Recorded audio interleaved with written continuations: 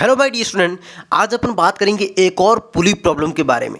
Infinite पुली problem है, JEE advance level की problem है। इस प्रॉब्लम को कैसे सॉल्व करेंगे आज मैं आपको ये बताऊंगा। यदि आपने ये वीडियो पूरा देखा तो इस चीज़ की मैं गारंटी लेता हूँ आपको ये प्रॉब्लम गारंटी समझ में आ जाएगी। इसके बाद में आप कोई भी इनफाइनाइट पुली प्रॉब्लम सॉल्व कर लोगे। क्वेश्चन को अपन रीड करें। क्वेश्चन में दे रखा है An infinite pulley system is shown in the figure. The system is placed in uniform gravity of g.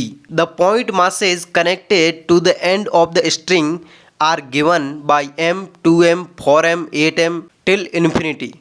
मतलब ही जैसा कि अपन को ये फिगर दे रखा है, यहाँ पर इनफाइनाइट पुली लगी हुई है और यहाँ पर देखो मासेस कनेक्ट है। इसका मास m है, इसका 2m है, इसका 4m है, फिर 8m आएगा। इस तरह से कनेक्ट है। ऑल पुलीज आर मासलेस, सारी पुली मासलेस है। The system is release from rest as soon, मतलब ये बोल रहा है सिस्टम को रिलीज किया रेस्ट से, जैसा कि फिगर में अपन को दे रखा है। What will be the acceleration of mass m after the release, मतलब इस सिस्टम को रिलीज करने के बाद ये जो मास m है ना, इसका एक्सेलरेशन क्या है वो अपन को फाइंड करना है। पहला स्टेप, जब भी आपके सामने इनफाइनाइट पुली सिस्टम आए ना, तो सबसे पहले आप ये करोगे, स्ट्रिंग में टेंशन एज्यूम करोगे। देखो अपन मान लेते हैं ये जो स्ट्रिंग है इसमें टेंशन क्या है, टी है, मैं एज्यूम कर रहा हूँ, ठीक है ना। तो यहाँ पर मैंने देखो पॉइंट से अवे यहाँ पर टेंशन लगेगा टी, करेक्ट है। और यहाँ पर इस पर टेंशन देखो सेम स्ट्रिंग है, ये पूरी सेम स्ट्रिंग है, तो यहाँ पर टेंशन सेम रहेगा इस पूरी स्ट्रिंग में, करेक्ट है। तो टेंशन में से पॉइंट से अवे लगता है, तो यहाँ पर स्ट्रिंग कनेक्ट है ब्लॉक पर, तो पॉइंट से अवे टेंशन इस ब्लॉक पर अपवर्ड एक्शन में लगाएगी स्ट्रिंग। और यहाँ पर मैं बात करूँ देखो इस पुली पर, तो इस पुली पर टेंशन लगेगा इस डायरेक्शन में जो स्ट्रिंग लगाएगी, क्योंकि स्ट्रिंग हमेशा पॉइंट से अवे। स्ट्रिंग क्या, स्ट्रिंग की नेचर क्या होती है, खींचना किसी चीज़ को, तो ये पुल करेगी, हमेशा पुल करती है स्ट्रिंग, इसलिए देखो पुल कर रही है।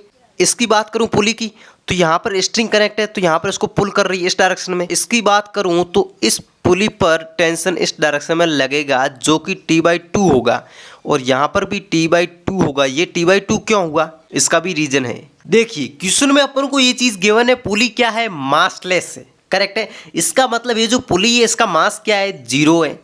अब पुली पर नेट फोर्स क्या है अपन वो चेक करते हैं। नेट फोर्स बात करें, इस डायरेक्शन में क्या लग रहा है, देखो टेंशन टी लग रहा है, तो टी आ जाएगा माइनस का, क्योंकि ये टेंशन दोनों बैकवर्ड डायरेक्शन में। तो मान लेते हैं अभी अपन को पता नहीं है, ये मैं टेंशन टी डैश मान लेता हूँ, क्योंकि देखो ये सेम स्ट्रिंग है, देखो ये पूरी स्ट्रिंग एक ही तो है, करेक्ट है। तो यहाँ पर टेंशन टी डैश हुआ, तो यहाँ पर भी टेंशन टी डैश ही होगा, करेक्ट है। तो ये टी डैश और टी डैश दोनों बैकवर्ड में, तो टी डैश ऐड हो जाएंगे और 2t डैश हो जाएगा, तो माइनस का हो जाएगा 2t डैश। तो नेट फोर्स आ गया पुली पर equal to mass into acceleration. Newton's का लॉ यही बोलता है कि net force equal to mass into acceleration. लेकिन पुली तो मासलेस है, इसका मास तो 0 है, तो यहाँ पर मास 0 और एक्सेलरेशन मान लेते a है, तो 0 इंटू a, ये तो 0 हो जाएगा, तो ये 0 हो गया, और यहाँ पर हो गया t माइनस का 2t डैश इक्वल टू 0। तो यहाँ पर जैसे ही मैंने इसको कैलकुलेट किया, मेरे पास t डैश की वैल्यू आ गई T/2, जो कि मैंने पहले ही आपको कहा था यहाँ पर टेंशन T/2 ही आएगा। तो देखो ये T/2 क्यों आता है, इसका रीजन ये है। फिजिक्स में आप कंसेप्ट को समझो, उसके पीछे का रीजन क्या है, चीज़ों को रटो मत, तो ये चीज़ आपको क्लियर होगी यहाँ पर टेंशन T/2 क्यों आया।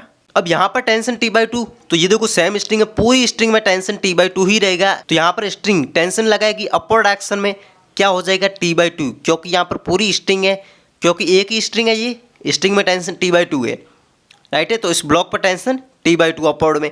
अब यहाँ पर T/2 है, तो इसका हाफ हो जाएगा, जो कि यहाँ पर कितना हो जाएगा T/4, और यहाँ पर T/4 हो जाएगा, क्योंकि जस्ट हाफ हो जाता है अपन को। और यहाँ पर इस ब्लॉक पर बात करूँ तो अपवर्ड डायरेक्शन में लग जाएगा T/4। तो ये चीज़ आपको समझ में आ गई कि टेंशन कैसे डिस्ट्रीब्यूट हुआ। अब अपन बात करते हैं यहाँ पर पहला स्टेप क्या होता है इसको सॉल्व करने का। पहला कंसेप्ट ये होता है कि आप sigma of T dot A equal to 0 इस पर अप्लाई करोगे, जिससे कि मेरा क्या आ जाएगा, यहाँ पर रिलेशन आ जाएगा इस ब्लॉक के एक्सेलरेशन में। अब ब्लॉक के एक्सेलरेशन में रिलेशन निकालने के लिए सबसे पहले एक्सेलरेशन एज्यूम करना होगा।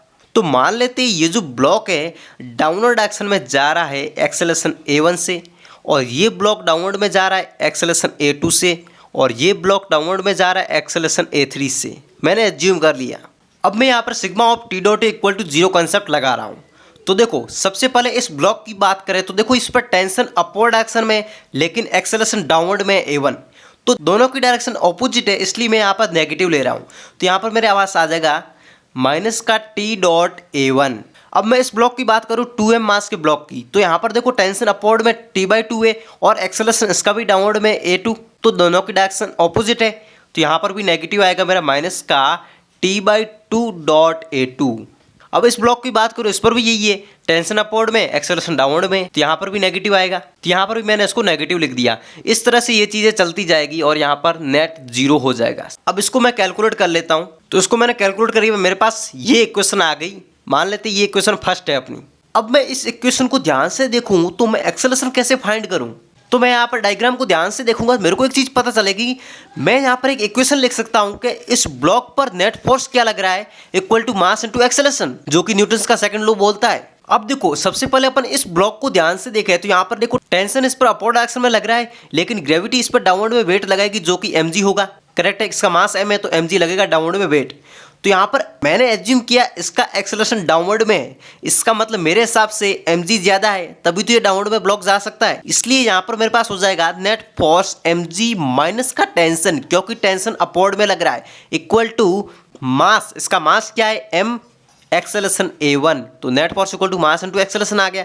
ये अपन के पास एक क्वेश्चन आ जाएगी सेकंड, और इस ब्लॉक पर अप्लाई करेंगे अब अपन, तो यहाँ पर क्या आ जाएगा अपन के पास, नेट फोर्स इस पर क्या है, देखो इस पर भी वेट नीचे क्यों लगेगा, जो कि ग्रेविटी लगाएगी 2mg, क्योंकि इसका मास 2m है। तो यहाँ पर अपन के पास हो जाएगा 2mg माइनस का टेंशन कितना है T/2 इक्वल टू मास, इसका मास क्या है 2m, एक्सेलरेशन इसका है A2, तो अपन के पास आ जाएगी ये थर्ड इक्वेशन। इस तरह से अपन इस पर भी अप्लाई कर देंगे, तो इस तरह से मैंने इस पर भी अप्लाई कर दिया, net force equal to mass into acceleration. तो इस तरह से आप कैलकुलेट कर लोगे इसको।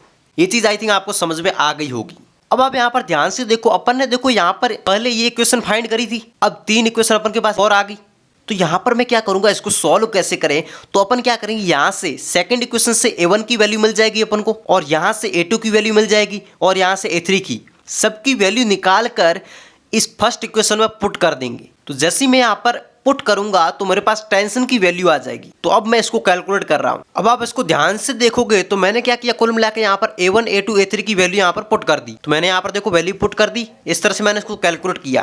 ध्यान से आप देख लो, कुल मिला के मैंने क्या किया, इसको कैलकुलेट किया, एलसीएम लिया। आप भी कैलकुलेट करना इस तरह से, करेक्ट है। तो मेरा फाइनली ये आया। अब मैं क्या करूंगा, इसका सम कर दूंगा और इसका भी सम कर दूंगा, क्योंकि ये क्या है, ये एक्चुअली में जीपी तो है। देखो इसका रेशियो क्या आएगा, 1/2 आएगा, और इसका रेशियो क्या आएगा, 1/8 आएगा। तो देखो इसका रेशियो क्या है, 1/2, इसका रेशियो 1/8। अब यहाँ पर रेशियो जब 1 से कम होता है ना, तो यहाँ पर जीपी का सम क्या होता है, A/1 माइनस R। ए यहाँ पर फर्स्ट टर्म होता है और यहाँ पर R रेशियो होता है, और यहाँ पर भी रेशियो क्या है, 1 से कम है, करेक्ट है। तो यहाँ पर भी जीपी का सम क्या होगा, A/1 माइनस R। तो मैं फॉर्मूला वैल्यू पुट कर रहा हूँ A, यहाँ पर फर्स्ट टर्म क्या है मेरा 1, तो यहाँ पर 1 पुट कर दिया, अपॉन 1 माइनस R, R की वैल्यू 1/2 है, तो यहाँ पर मैंने पुट कर दी। और इसी तरह से इस पर भी मैंने कैलकुलेट कर लिया A, इसका फर्स्ट टर्म क्या है 1 है, तो यहाँ पर 1 रख दिया मैंने यहाँ पर, और यहाँ पर 1 माइनस R, R की वैल्यू 1/8 है। तो यहाँ पर इस तरह से मैंने इसको कैलकुलेट कर लिया। तो मेरे पास फाइनली यहाँ पर इन दोनों का समेशन आ गया, इसका 2 आया, इसका 8/7 आ गया। अब मैं यहाँ पर पुट कर दूंगा 2 और यहाँ पर 8/7। तो यहाँ पर मैंने जैसे ही इसमें पुट किया तो मेरे पास देखो यहाँ पर फाइनली मैं इसको कैलकुलेट कर लिया, मेरे पास टेंशन की वैल्यू आ गई। अब आप यहाँ पर ध्यान से देखोगे फर्स्ट इक्वेशन, तो यहाँ पर फर्स्ट इक्वेशन में मैं क्या करूँगा, टेंशन की वैल्यू पुट कर दूंगा, तो मेरे पास एक्सेलरेशन A1 की वैल्यू आ जाएगी। देखो फाइनली मैंने क्या किया, यहाँ पर टेंशन की वैल्यू पुट कर दी फर्स्ट इक्वेशन में, तो मेरे पास एक्सेलरेशन A1 की वैल्यू आ गई माइनस का 3g/4। मेरा यहाँ पर एक्सेलरेशन नेगेटिव में आ रहा, मैंने एक्सेलरेशन इसका एज्यूम किया था डाउनवर्ड में A1, इसी का ही तो मेरे को फाइंड करना था एक्सेलरेशन, तो इसका मैंने डाउनवर्ड में एज्यूम किया था। नेगेटिव साइन ये रिप्रेजेंट कर रहा है कि एक्सेलरेशन डाउनवर्ड में नहीं है, इसका एक्सेलरेशन अपवर्ड डायरेक्शन में है। तो आप एक्सेलरेशन की डायरेक्शन कोई भी मानो, इससे कोई इश्यू नहीं है। आपका फाइनली जो आंसर आएगा ना, उस पर डिपेंड करेगा कि इसकी डायरेक्शन क्या है। यदि पॉजिटिव आ रहा है इसका मतलब डायरेक्शन सही है, नेगेटिव आ रहा है इसका मतलब डायरेक्शन जो आपने एज्यूम करी उसके जस्ट ऑपोजिट है। तो आई होप आपको ये क्वेश्चन जरूर समझ में आया होगा। यदि मेरा एक्सप्लेनेशन आपको अच्छा लगा तो प्लीज़ वीडियो को लाइक, शेयर और चैनल को सब्सक्राइब जरूर करें।